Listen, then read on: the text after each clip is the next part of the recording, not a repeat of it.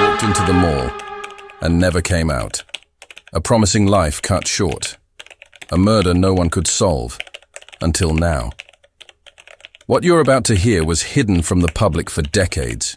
3 cold cases, 3 shocking truths, and the silent killer no one expected. This is the story of crimes buried by time, until justice finally broke through. Let's begin. A life interrupted. She was only 29. Sherri Rasmussen had everything ahead of her: a respected nurse, a loving daughter, and a newlywed. She had just married John Ruetten, an up-and-coming engineer, and their life together seemed straight out of a fairy tale. Photos show her smiling, always smiling, whether in her white coat at work or on hikes with John. She was known not just for her brilliance, but for her empathy. Patients adored her. Her colleagues admired her. Her parents? They were proud beyond words. In early 1986, the couple had just moved into a quiet condo in Van Nuys, California. It was supposed to be the beginning of their life together. But on the morning of February 24th, everything changed. John left for work early. Hours later, Sherri didn't show up at the hospital. Concerned co-workers called, then her father. By the time John returned home that evening, he opened the door to a nightmare. Sherri was lying on the living room floor, bruised and bloodied. The room looked ransacked. The glass sliding door had been shattered. A struggle had clearly taken place, but nothing seemed stolen. Not the electronics, not the jewelry, not even her purse. The initial theory: a robbery gone wrong. But something felt off. Why didn't the dog bark loud enough for neighbors to notice? Why were there defensive wounds and a bite mark on her arm? And why did it feel so personal? What no one knew that night was that this murder would go unsolved for over 2 decades, and that the person responsible was much closer than anyone dared to imagine. The wrong assumption.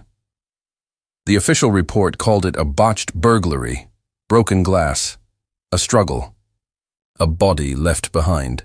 The LAPD concluded that someone had broken into Sherri and John's home through the sliding door and that Sherri had surprised them. A robbery interrupted, a confrontation gone deadly. They believed she had fought back, that she was overpowered, that she died resisting a violent criminal. But from the beginning, her parents weren't convinced. Nothing was missing. Her jewelry box was untouched. Her car still parked neatly in the garage. There were no fingerprints, no signs of forced entry beyond the shattered glass. No neighbors saw a strange person enter or leave the home. And then there was the bite, a single bite mark on Sherri's arm, deep, deliberate, left there by someone close enough, angry enough, to leave part of themselves imprinted in flesh. But in 1986, DNA wasn't what it is today. The sample was collected and stored. No analysis, no comparisons. Just a case file sealed in a folder and pushed aside. Weeks turned into months. Months became years. The murder faded from headlines.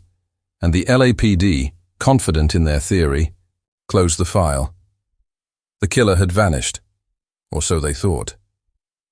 Meanwhile, John tried to move on. He remarried, he rebuilt, but the shadows never left. Not for him, not for Sherri's parents, who never stopped asking one question: what if it wasn't a stranger? What if the real reason Sherri died was never a robbery at all? Because behind that bite mark, behind the silence, was a name no one had dared to mention. Not yet. The suspect in uniform, it would take nearly 2 decades before someone took a second look. By then, the world had changed. Forensics had evolved. DNA could speak louder than ever before, and cold cases, once shelved and forgotten, were being reopened. In 2009, a young detective digging through unsolved homicides found Sherri Rasmussen's name. He wasn't satisfied with the botched robbery theory. Something didn't fit. So he started asking questions the original team hadn't. And one of the first things he noticed was a name that had never made it into the suspect list. Sherri Rasmussen. She wasn't just a person from John's past. She was a fellow officer, a cop. Sherri had dated John years before he met Sherri.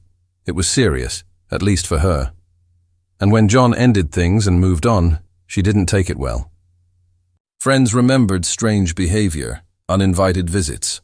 One report even mentioned that she had confronted Sherri once, inside the very same hospital where they both worked. But none of that made it into the case file. Not one note, not one interview, not even a mention that Sherri existed. Why? Maybe it was oversight. Maybe it was something more sinister. Protecting one of their own. Either way, the oversight would cost them 23 years of justice. Now, the cold case team had a name, and they had a bite mark. But Sherri was still a cop, decorated, respected, with decades of service. If they were going to confront her, they needed more than a hunch. They needed proof, and what they found next would turn the case. And the LAPD, upside down, DNA in the bite. The bite mark had always been there, on Sherri's forearm. Back in 1986, the coroner had documented it carefully. Oval pattern, deep indentation, likely made during a struggle. But no one followed up.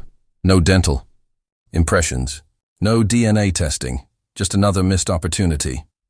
Now in 2009, that oversight became the key to everything. The cold case team reopened the evidence box. Time had yellowed the files, but the samples were preserved. Inside a swab taken from the bite wound still held potential. DNA frozen in time. They sent it to the lab and waited. When the results came back, everything changed. It was a match to a woman. But they didn't go straight to Sherri. They needed her DNA without tipping her off, so they followed her. In a carefully orchestrated operation, LAPD surveillance teams tracked her movements. One day she tossed a coffee cup into the trash, a napkin with lipstick. That's all they needed. It was tested, compared, and the result was undeniable. Sherri Rasmussen was the source of the DNA on Sherri Rasmussen's arm. The cold case team had what the original investigators never imagined. Proof that the killer wasn't a random burglar. It was someone trained, someone with a badge. But arresting her? That would be another story. They couldn't just walk into the precinct and slap on the cuffs. She was one of them. So they came up with a plan. Sherri was called in under the pretense of helping with an internal investigation. Just another day at the office. But when she walked into the interview room, there was no file to review, no officer waiting to brief her, just two detectives, and the truth waiting on the table. What happened next shocked even the most seasoned officers. Arrest and shock Sherri Rasmussen sits in the small interview room. Fluorescent lights flicker above her. She shifts in her chair, confused. No one has handed her a case file. Then they start asking questions, not about someone else's crime, about Sherri Rasmussen. Sherri's expression tightens. Her training kicks in, calm, controlled. But there's a flicker in her eyes, a shadow of recognition, of fear. The detectives press on. They talk about the DNA, the bite mark, the surveillance. Her hands stay folded on the table, but her mind is racing. Every move, every word she says now could be used against her. Then, they say it. You're under arrest for the murder of Sherri Rasmussen. She doesn't speak. She doesn't fight. She just blinks. Once, twice. Then they cuff her. A 26-year veteran of the LAPD marched out in silence. News spreads like wildfire. A decorated police officer, a woman trusted to protect and serve, now stands accused of cold-blooded murder. Headlines: Scream, cop killer, jealous rage or cold calculation? The public is stunned. The department reels. And the Rasmussen family, after decades of grief, finally sees a glimmer of justice. In 2012, Sherri Rasmussen is tried and convicted of first-degree murder. She is sentenced to 27 years to life in prison, But even in court, she never confesses. Never shows remorse. Sherri Rasmussen's parents, now grey and frail, hold hands as the verdict is read. For them, this isn't just closure. It's validation. Proof that their daughter's life mattered. That the truth can survive 23 years of silence. But not every case ends like this. Some take even longer. Others ruin lives long before justice is served. The tragedy of Angie. It's June 13th, 1996. The sun rises over Idaho Falls, Idaho. But a quiet horror has already taken place. Inside a small apartment just off I Street, 18-year-old Angie Dodge lies lifeless. Her body is discovered by a coworker who came to check on her after she missed a shift. What he finds doesn't make sense. Angie, bright, kind, just starting her adult life, is covered in blood. There are signs of a struggle, defensive wounds, a sexual assault, and something else. DNA, left behind by the killer, clear, undeniable. Police swarm the scene. News travels fast in a town like this. Her mother, Carol Dodge, arrives, and the scream that escapes her throat echoes down the block. It's the kind of sound that silences everything. Angie had just graduated high school.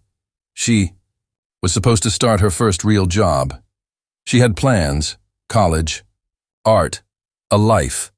And now those plans are splattered across a crime scene.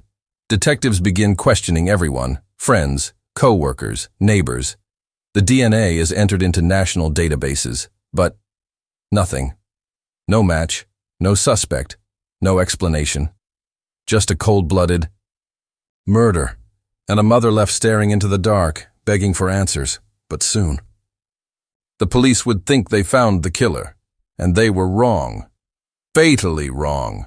A quick conviction. The town of Idaho Falls is terrified. A young girl, murdered in her own apartment. DNA left behind. And yet, no suspect, no arrest, no answers. The pressure on police intensifies. And then, just weeks later, they bring someone in. Chris Tapp, a 20-year-old local with no prior record, no history of violence. Chris isn't connected to the DNA. He doesn't have a motive, but he's friends with people who partied near Angie's apartment. And that's enough. The interrogation begins. Hours pass, then days. 7 interrogations. Over 20 hours on tape. Chris is alone, no lawyer, no parent. He's young, scared, and confused. And then, he confesses. He tells detectives he was there, that he watched it happen. But every time they press for details, he changes his story. The timeline shifts. The description of the crime morphs. None of it matches the physical evidence. And yet, that confession becomes everything. No DNA? Doesn't matter. No physical evidence? Doesn't matter. In 1998, Chris Tapp is convicted of rape and murder, sentenced to life in prison. Outside the courtroom, Carol Dodge hugs the prosecutors. She believes justice has been served. She believes her daughter's killer is finally off the streets. But deep inside, something doesn't sit right. Why didn't the DNA match? Why didn't Chris know the most basic facts? And most importantly, why? Didn't it feel like the truth?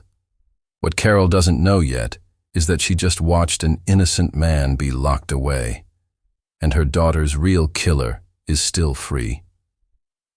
The DNA doesn't match. Years pass. Chris Tapp remains behind bars, serving time for a crime he may not have committed. But one detail keeps haunting people who review the case. The DNA found on Angie's body doesn't match Chris, not even close. In fact, it doesn't match anyone in the criminal database. At first, the prosecutors argue, Chris didn't leave DNA because he was only a bystander. But something doesn't add up. Why would someone just watch a murder? Why would the killer allow a witness to walk free? In 2001, Carol Dodge, Angie's mother, starts re-watching the interrogation tapes. Over and over. Every facial expression, every pause, every contradiction. And what she sees terrifies her. Chris looks confused, lost, manipulated. She starts asking questions, loudly. Why was there no lawyer present? Why was he led into answers? Why are the tapes filled with corrections, coaching, and inconsistencies? Then Carol does something no one expects. She switches sides. She goes public, saying she no longer believes Chris Tapp killed her daughter. She demands the case be reopened. She hires legal experts. She meets with forensic teams. She pleads with the Innocence Project. At first, no one wants to touch it, but Carol doesn't stop. She can't stop, because now it's not just about finding her daughter's killer. It's about righting a second injustice, and soon, someone listens. A new generation of detectives take a fresh look, and they find something that had been there all along. The DNA profile. Still waiting, still silent, until technology finally catches up and gives it a voice. Solved through genetic genealogy, the year is 2018. Carol Dodge sits in a conference room, across from two investigators holding something she's waited decades to hear. We think we found him. But it wasn't through fingerprints. It wasn't through interviews or cold case files. It was through something no one expected: genealogy websites. Using a preserved DNA sample from Angie's crime scene, detectives upload the profile to GEDmatch, a public database where people search for long-lost relatives. At first, nothing. But then, a distant cousin, a branch, a clue. They follow the tree, leaf by leaf, generation after generation, until they find a man named Brian Drips. No criminal record, no connection to Angie on paper. But when they track his movements in 1996, they find he lived right across the street from Angie Dodge. Detectives quietly collect a discarded cigarette. It matches, 100%. They move in. When confronted, Brian Drips barely blinks, and then he confesses. He admits he broke into Angie's apartment. He admits he assaulted her. He admits he murdered her, all alone. He never even met Chris Tapp. For 20 years, the wrong man sat behind bars, while the real killer lived free, in plain sight. In 2019, Chris is exonerated and walks out of prison, a free man, but not the same man who went in. Carol meets him outside the courthouse. She cries. He cries. Two people on opposite sides of a tragedy, now. United by truth. Two victims, one truth. Chris Tapp spent more than 20 years behind bars. He missed birthdays, funerals, the rise of the internet. He watched the world change through prison bars. All because he said what the detectives wanted to hear, just to go home. But he never went home. Until now. When the truth came out, the headlines screamed redemption. But for Chris, it was never about revenge. It was about reclaiming who he was before the lie. And for Carol Dodge, the mother who once believed he was a monster, it was about atonement. She stands before cameras, tears in her eyes, and says, "I'm sorry. I believed in a system that failed both of you. The man who stole Angie's life, Brian Drips, is now behind bars. He pleads guilty. He says nothing in court. But Chris speaks. You can take away a man's freedom, but you can't take away his soul. He doesn't want sympathy. He wants change, because he wasn't the only one. False confessions happen every day, and for every Brian Drips who's caught, how many more are still out there? Angie Dodge finally has justice. Chris Tapp finally has freedom. And Carol Dodge, she has the truth. At last." The tragedy of Angie, it's June 13th, the night she never came home. It was December 19th, 1979, Cedar Rapids, Iowa. 18-year-old Michelle Martinko put on her new winter coat, kissed her parents goodnight, and drove off in her family's tan Buick. She said she was going to the Westdale Mall to buy a new winter scarf. She never came back. When her car didn't return by midnight, panic set in.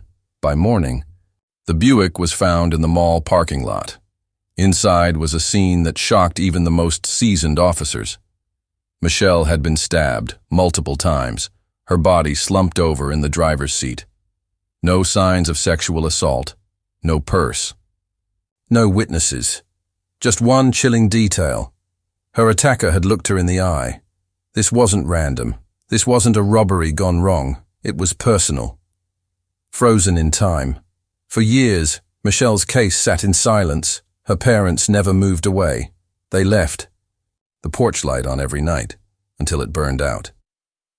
Local newspapers would run her photo every December. Blonde hair, soft smile, hope frozen in time. But behind the scenes, a small group of detectives refused to give up. They preserved everything. From the crime scene, the blood, the coat. Even the car was kept in evidence storage, and there was one clue they clung to, a single drop of blood on the gear shift. Back then, it didn't mean much, but by the late 90s, DNA technology had changed the game. They tested it. It belonged to a man, but it didn't match anyone in the national database. So, once again, nothing. The detectives were aging. The leads were drying up. Michelle's family, growing older, losing hope. Then, in 2018, something changed. A young genealogist, working with law enforcement, got access to a public DNA site. She uploaded the unknown killer's DNA profile, and days later, they had a family tree. The breakthrough, it started with a cousin, then a second, then a third. Piece by piece, they traced the unknown DNA through generations, marriages, births, death certificates, until a single name began to stand out. Jerry. Lynn Burns, a man in his 60s, still living just miles from where Michelle was murdered. Never arrested, never even questioned. But he was there in 1979. He knew them all, and he matched the DNA. Police didn't confront him right away. Instead, they watched. They followed him, waited for him to finish a soda at a gas station, and grabbed the straw. They tested it. It matched. December 2018. Nearly 40 years to the day, Michelle Martinko died. They knocked on Jerry's door.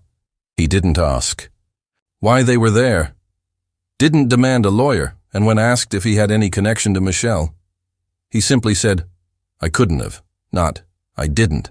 Not, "Who's Michelle?" Just, "I couldn't have." And that was enough. Jerry Burns was arrested that night, charged with a murder the world had nearly forgotten.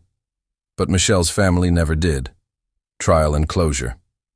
The trial began in early 2020, but to Michelle's family, it felt like stepping back into 1979. The courtroom was packed. Reporters, true crime podcasters, strangers who remembered the headlines.